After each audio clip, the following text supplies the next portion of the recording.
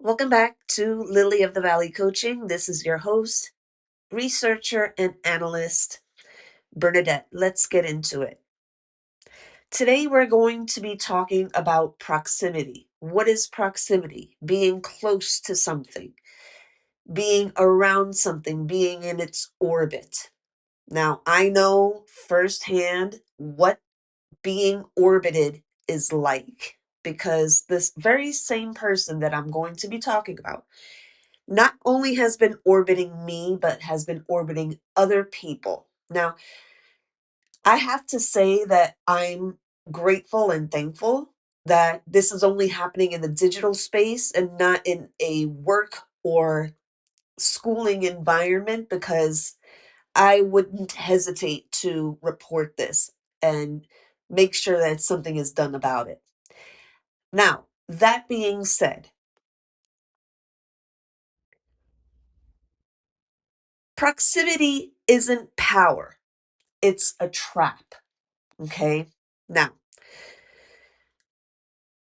this episode is a cautionary tale, not just about one person, but about a pattern of people who believe that proximity to power, beauty, legacy means they've earned it. They haven't. They're siphoning. And if you are resonating with these words and this has happened to you, then this is your episode. In digital spaces, siphoning is spiritual, emotional, and forensic. Now, what is proximity in psychological terms? Now, it's not in the DSM 5, not yet, but it does overlap with fantasy prone cognition, identity diffusion, and narcissistic mimicry. It's the belief that following someone, mimicking their rituals, or aligning with their aesthetics will magnetize their outcomes into your life. No labor, no legacy, just adjacency.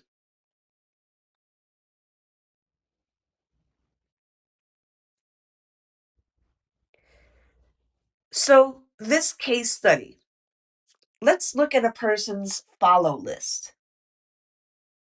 The follow list, or the likes list, depending on what social media platform you use, says a lot about a person, says a lot about what they want to bring into their life. Essentially, using their follow list as a vision board. Now, having a vision board in and of itself is not a bad thing, but when you have a history of theft and marketing somebody else's ideas as your own and making money from those ideas that weren't yours, it becomes theft and it becomes something that needs to be talked about.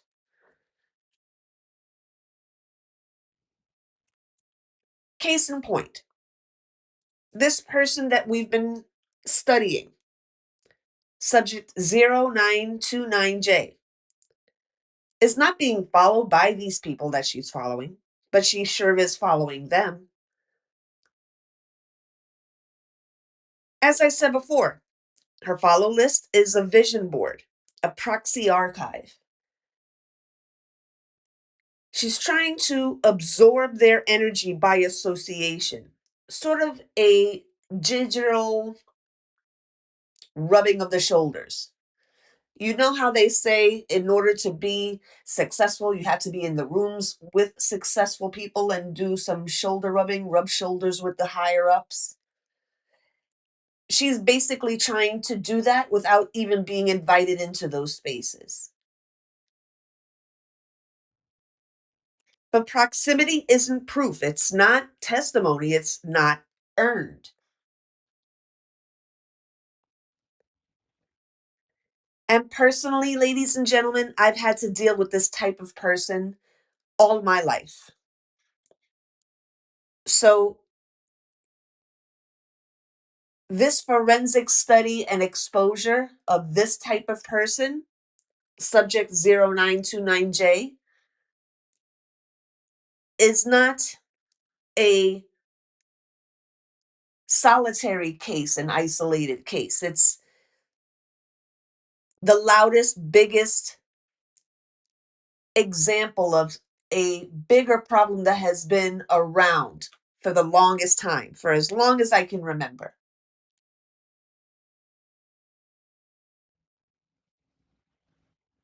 The ones who think standing next to the fire means they built it.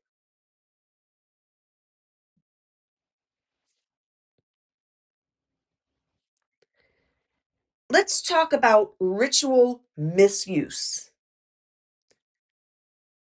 For instance, a honey ritual. Now, it's marketed as sweetening or making people sweet on you, but that's the surface. What a witch will not tell you is that they are using the honey for its sticky properties, its adherence properties. Honey is sticky. If you've ever spilled honey out of your jar, it's a mess to clean up because it's so sticky. And it's that stickiness that these witches are using in their rituals to attract these things and stick it to them.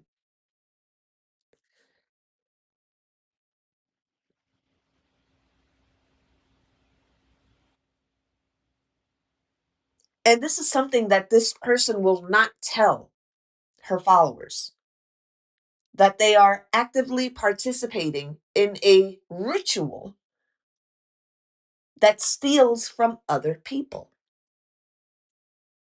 These honey rituals steal from other people, siphon from other people.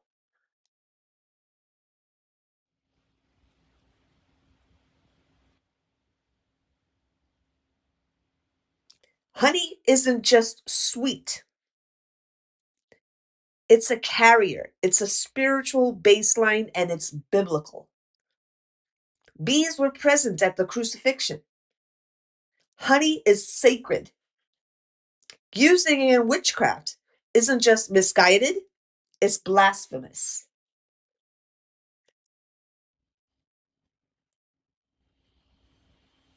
Witches will not tell you that they're not using it for sweetness. That's what they'll tell you. They use it for sticking, for binding.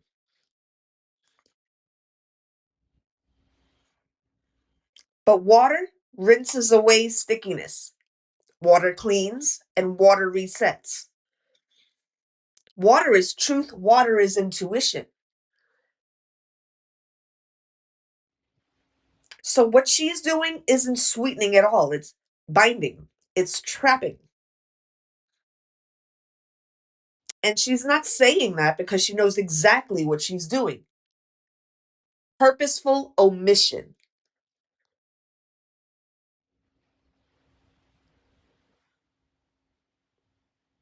So I'm going to give you at least 10 documented cases where proximity psychology turned toxic. The most recent one we have is that young Mexican lady that got murdered in front of everybody online because her so called friend wanted to be in proximity to her. Be careful who you have in proximity to you. Number one, Carolyn Calloway built a brand by mimicking her influencer friend Natalie, then monetized the proximity before the fallout. Number two, Anna Delvey, Sorokin, excuse me, posed as a wealthy heiress, used proximity to elite circles to gain access and credibility. Number three, Elizabeth Holmes, styled herself after Steve Jobs, mimicked his black turtleneck and rhetoric to siphon tech legitimacy. Number 4, Rachel Dolezal. I've spoken about her before. Adopted the aesthetics and language of black identity to gain proximity to cultural power. Number 5, Danielle Bernstein. We Wore What? Accused of copying smaller designers she followed, then monetizing their ideas. Number 6, the clean girl TikTok trend. Influencers mimicking Hailey Bieber's aesthetic to gain proximity to her brand identity. Number 7, TikTok spiritualists using hoodoo rituals, often without lineage, making proximity to ancestral power without respect. Just because a ritual looks woo-woo enough for you to make you feel that you have power doesn't mean, in the spiritual sense, that you are allowed to use it. Some practices are closed.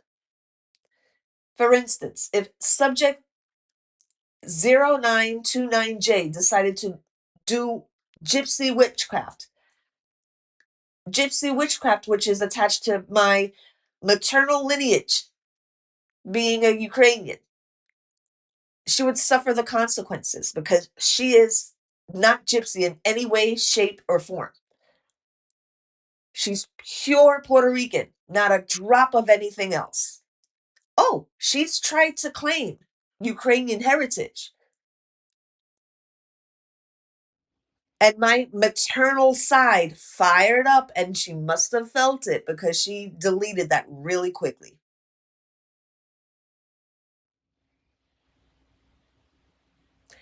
I often feel that my maternal side is more on fire than my paternal. My maternal doesn't play.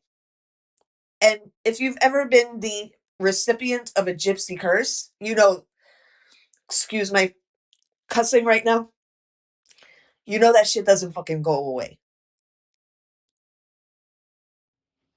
Even after the person that cursed you dies, they have to decide to take it off of you.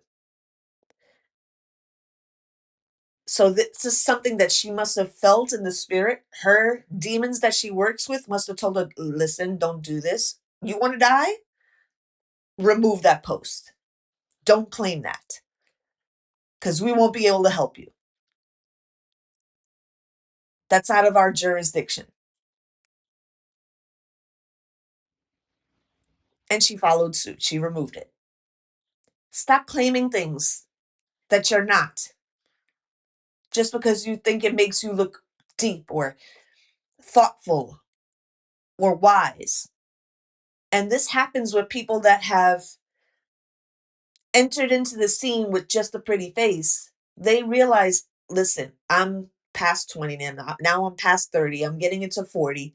I got to find something that is not beauty based. I got to make people like me for more than my pretty face, because when it fades, I won't make money anymore. This is the psychology running through their heads, especially in people like subject 0929J.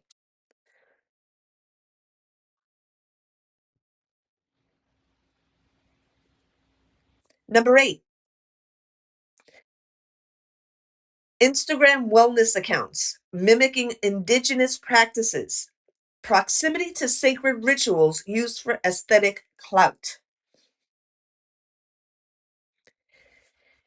Number 9, YouTube creators copying Mr. Beast's philanthropy model, proximity to generosity used to mask monetization tactics. Number 10, Threads influencers mimicking feminist critique posts, reposting viral critiques, without context to siphon engagement.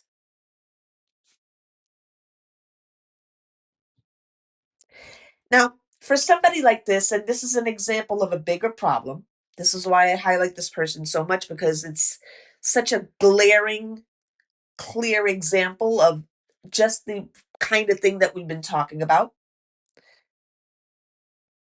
I've created a forensic scorecard as far as the proximity versus the legacy. It's going to go according to the marker, the description, the impact.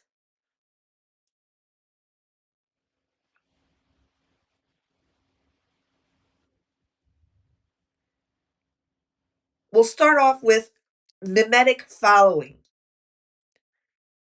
Curates the follow list to mirror desired identity. Creates an illusion of alignment.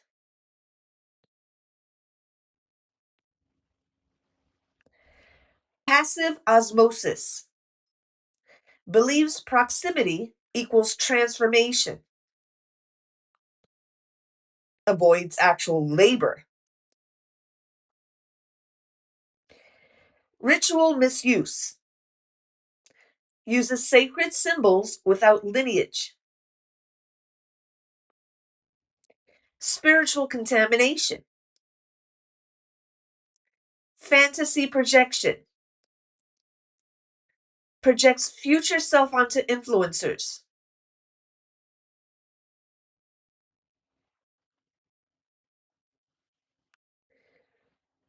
In some cases, superimposing using AI their picture next to famous people to feign an air of knowing that person.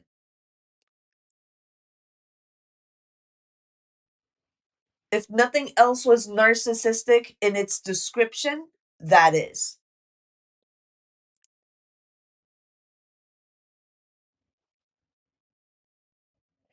Reinforces entitlement. Emotional baiting. Uses proximity to provoke envy or validation. Disrupts authentic growth. Folks, ladies and gentlemen, proximity isn't power. It's not legacy. And it's not earned. You can follow every scholar, every creator, every visionary, but if you're not building your own archive, you're just orbiting someone else's. And honey sticks. So be careful what you sweeten because some rituals aren't sweet, they're traps. Thank you for listening. Thank you for your time. Follow for more, and I'll talk to you in the next one.